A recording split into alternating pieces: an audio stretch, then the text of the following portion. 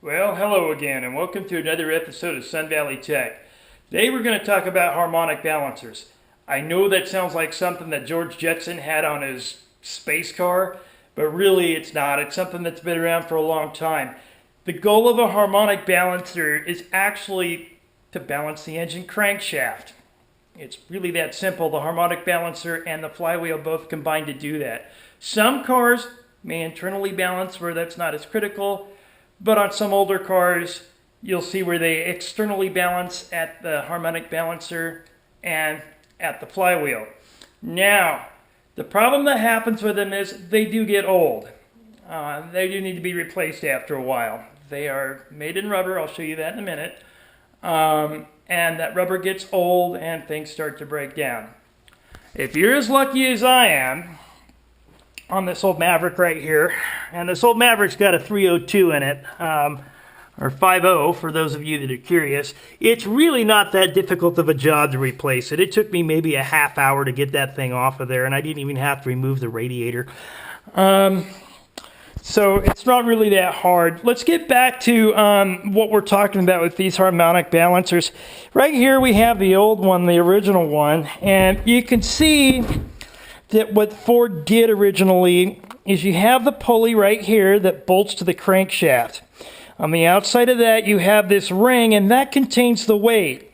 This ring is mounted to the pulley in rubber right here. That rubber gets old. You can see right here where it's failing. Now, what that allows it to do is it allows this ring that's weighted to spin off a little bit, and it won't be right where it's supposed to be, and that will set up a vibration. And the other thing is the ring will get off center when that happens. To give you an idea what I'm talking about here, I've marked the Woodruff key versus where I'm at on a timing mark, and right now I'm at about, say 33 degrees maybe. On the brand new one that I've got, I did the same thing. Now this mark here actually ends up being at about 28. That is enough to cause a vibration, and actually that could damage the crankshaft. It could break the crankshaft or crack it, and it can get pretty major after a while. The other thing is with the weight itself being off balance, you get more vibration because of that too, and of course the crankshaft has to take that off. All in all, you got to replace these things when they happen, otherwise it can get expensive. Now, one of the things is this is not a part you want to be cheap with.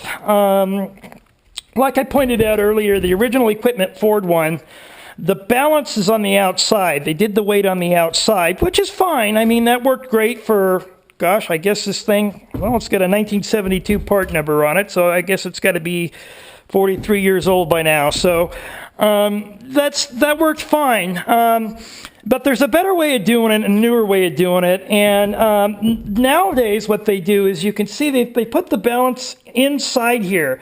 So out here it can slip all at once, but the crank never gets out of balance. These are not made in China. This particular one is made in Australia. That was a choice I made. I didn't want a Chinese part on such a critical area of the car. So let's go ahead and install this, and hopefully my vibration between 40 and 45 miles an hour goes away. Anyway, thanks for watching. Bye-bye.